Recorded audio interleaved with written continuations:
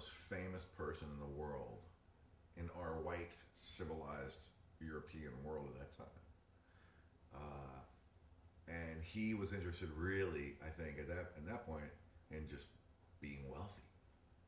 I mean, he was famous, he was recognized.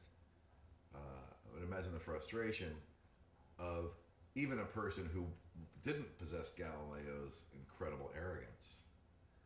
Imagine anybody's frustration making these discoveries and having them completely squashed by the religious right. I mean, the powers that be.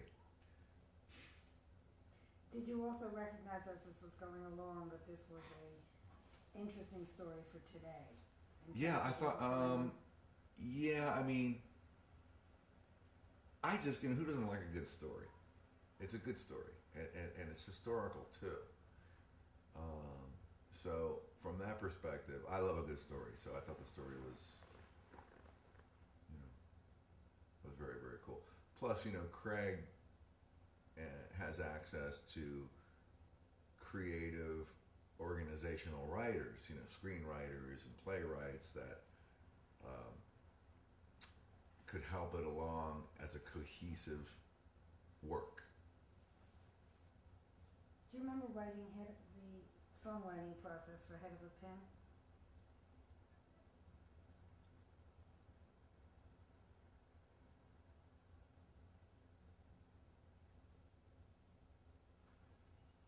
We don't have to get hung up on that. I'm just throwing. I'm not hung up on it. I'm singing through the chorus. Sorry, and I'm doing it really quickly. Also, we can play these if you want, or you can play. Yeah, I mean, I know them. I just have to. It's one of those things that I need to do linearly in my mind. I can't just,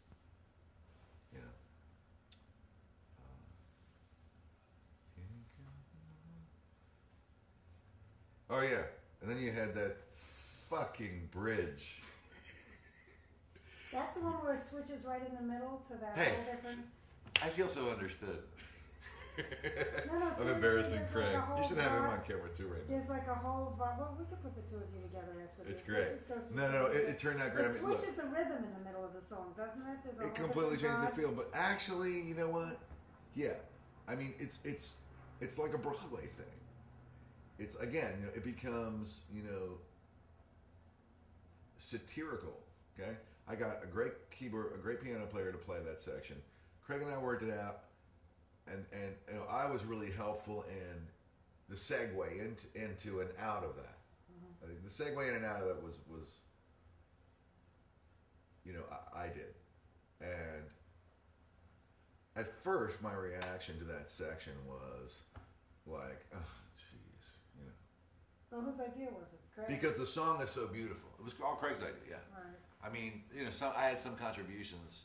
I can't, I'm not even thinking about those now. But I remember when he said this section I want in there, and I said, and I voiced my opinion, which went against his opinion, and then he said, I really, really want to do this in there, and I said, okay.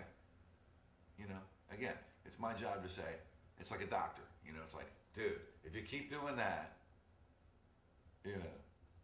but it's like, it's okay.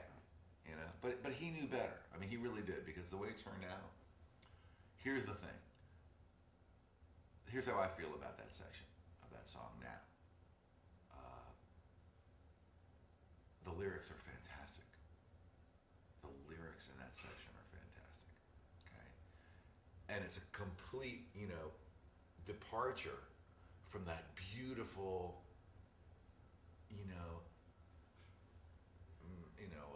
6/8, beautiful, beautiful melody. It's a whole different feeling to whimsy, It's whimsical, that section. But the lyrics are so good. Had he already come in with the lyrics for that section? Or? I don't remember. Those lyrics were Craig's. Those lyrics were all Craig's. I don't think those were Joe's at all. That's got Craig all over it,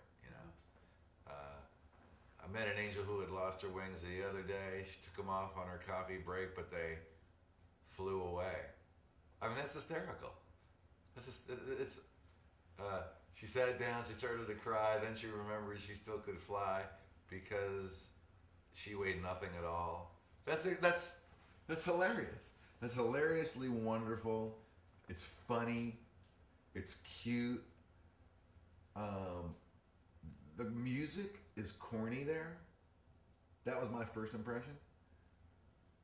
But the lyrics and the melody of it just tie it all together. So I believe it. Which is the song that I keep saying sounds like Motown and Faith? Oh, Faith and Truth and Reason, yeah. Ugh, I gotta remix that, dude. I can't afford to. I'm sorry, What's but the I problem? really have to. I have to mix that for real. Really, Why? What's really. the problem with it? What's the problem with it? Yeah. It just doesn't have any oomph. Really? I think it sounds very Motowny, soulful, kind I of. make it a lot. I could do it. Yeah, I'm telling you. I mean, I could make it sound like a. I could make it sound like Barry Gordy produced it for sure. Was that one of the earlier ones? Or no? No, it was in the middle area, but it's just. There's a combination of reasons that I don't, whatever. At the time, it was. That's a great song. The vocals are great. I just could have really made it really kick ass. Lights of Heaven. That kicks ass. Yeah, and there's also a part with the hand clapping that I keep telling Craig that reminds me of a Bowie song, and I can never remember which one it is. It's not TVC 15, which in fact is the Hucklebuck, which he ripped off. The what? Oh, Bowie ripped off TVC 15 from the Hucklebuck, which I is don't- a Otis Redding song. These are words I've never It spoken in doesn't my matter, life. it's clapping. The clapping stuff in there is very reminiscent of Oh yeah, Rebel I Rebel. was also. on the- You know Rebel Rebel, don't you? Bowie's Rebel Rebel? No for no. Yeah, so well that's very Stonesy too actually. But is that an open G, Lights of Heaven? Hello? Any Yeah. I'm gonna hello? think. Give me a second, because I was in the studio till 6 a.m. and I was editing vocals until 3:30 in the afternoon. Ashanti's vocals?